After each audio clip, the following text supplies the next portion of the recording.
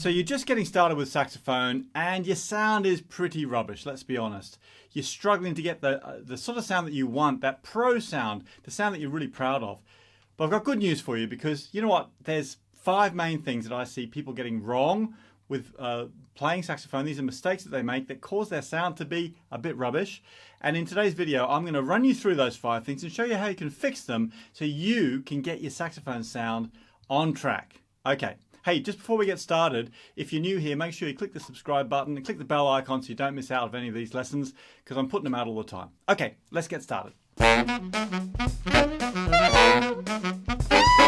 G'day, Nigel here. Well, if we've not met before, I run a thing called Sax School. And Sax School is this really cool online lesson library for sax players.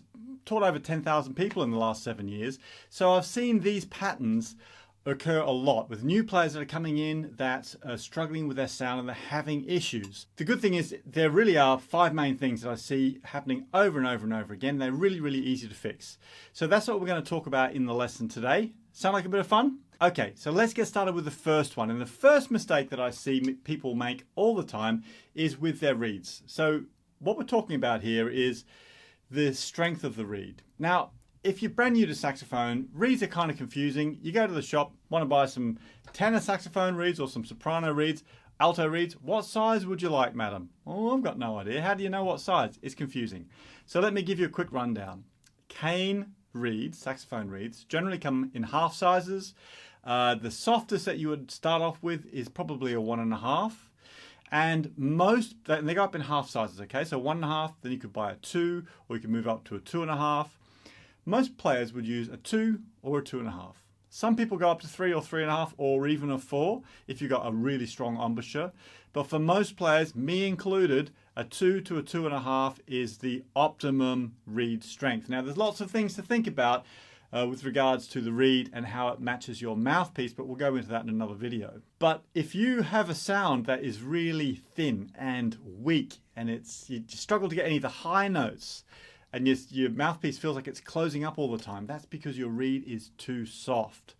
Also, if you've been playing for longer than a few months and you're still on a 1.5 size reed, get up to a size 2 because it's time to move up. Your embouchure's got stronger. On the other end of the scale, if you're getting a really airy sound, it's hard to get a clear tone, you're finding like your mouth's aching when you're playing, and it's really, really hard work, then your reed is too hard and it's time to move down a half step.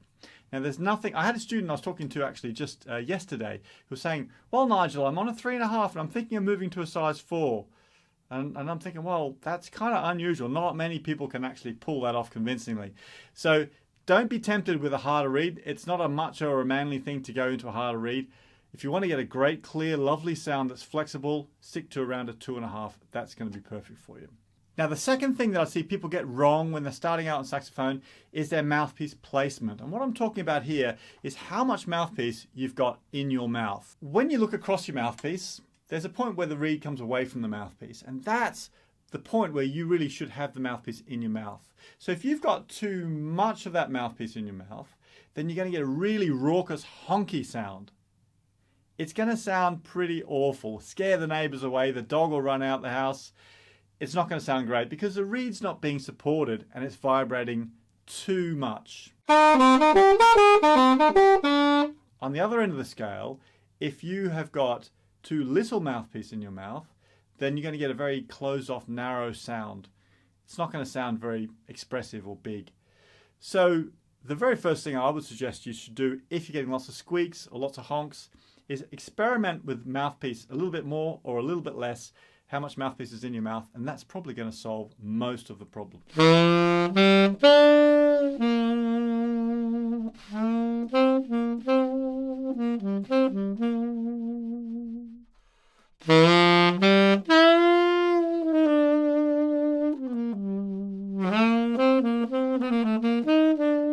The third thing on my list is breathing.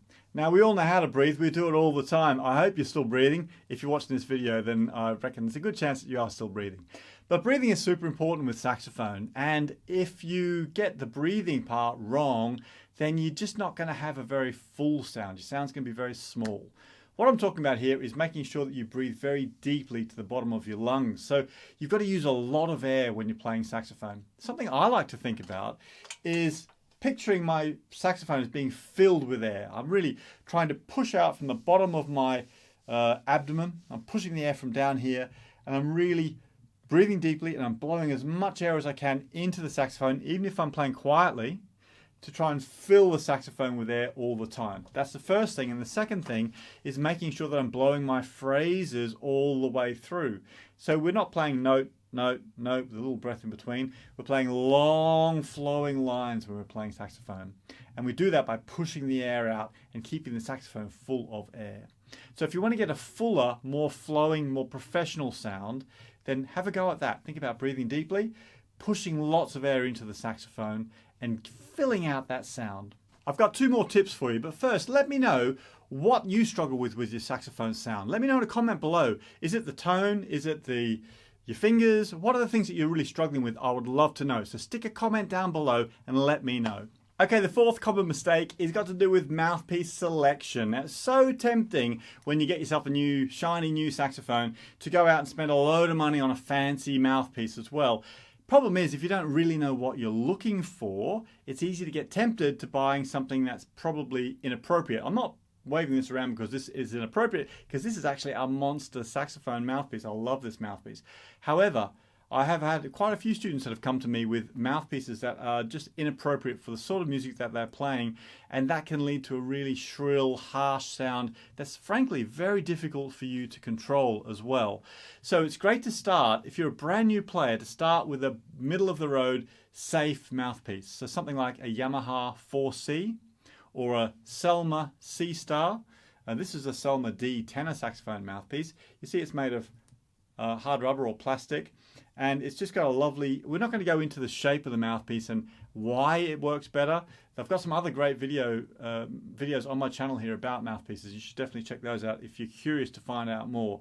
But something like this is a great, solid, easy to control mouthpiece that lets you focus on your sound and your embouchure development and all of the other things, your breathing, your mouthpiece placement, all those things we've been talking about today, choosing the reeds, so that you can get a great solid sound without having to battle against the mouthpiece. And then later on, when you're ready to upgrade, it'll be an easier process for you. So don't be tempted with something that's, it could be a metal mouthpiece, that's fine, or it could be, let me show you this. So here's a great example of a metal mouthpiece that's actually really good for a beginner. This is an Otolink Super Tone Master. Now this is a metal mouthpiece like this one, but this is much easier to control, and it's got to do with the internal shape of the mouthpiece. So there are plenty of metal mouthpieces and plastic mouthpieces and hard rubber mouthpieces that are great for beginners, but make sure you take some advice and get something that's appropriate.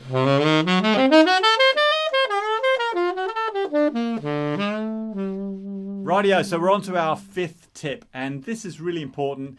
It's something you cannot overlook. We're talking about embouchure development.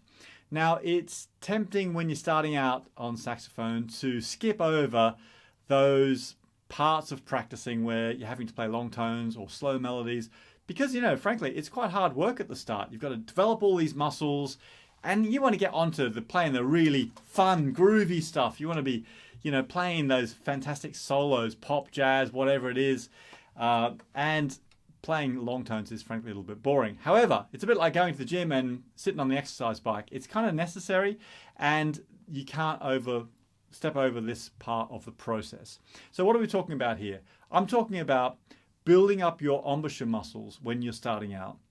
We do this by playing slow melodies, by playing nice long tones. Inside Sax School, I've got a ton of great resources to help you with this, from 5-minute warm-up workouts to beautiful slow melodies to monthly challenges. There's tons of stuff that we focus on in there. That's fun to do, actually, but also will build your muscles. The thing is, if you build your embouchure strength, then you will be able to play so much more with your saxophone. I'm not just talking about duration, I'm talking about getting other sounds out of your saxophone, getting expression out of your saxophone, being able to play the higher ranges of the saxophone. All of these things come from building your embouchure. So you cannot overlook that step. And if you've been playing for a while and you're sort of at a roadblock with your tone and you've tried all the other 4 things that we've talked about today, then focus a little bit more on your embouchure development, even if it's just in the warm-up process every time you pick up your saxophone. And I guarantee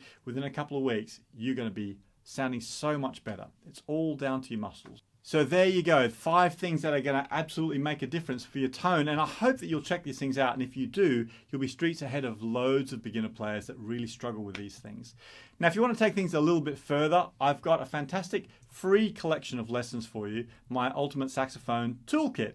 Now, these are my favorite lessons that have been used by thousands and thousands of players. And there's something in there, whether you're a beginner player or you're an intermediate player who just want to learn some great tunes, or even if you're an advanced player and you want to learn about improvising, there's stuff in there for you as well. Look at the link below and go grab that free toolkit. It's free. I just want to help you to be a better saxophone player, and that's why I put these things out for you.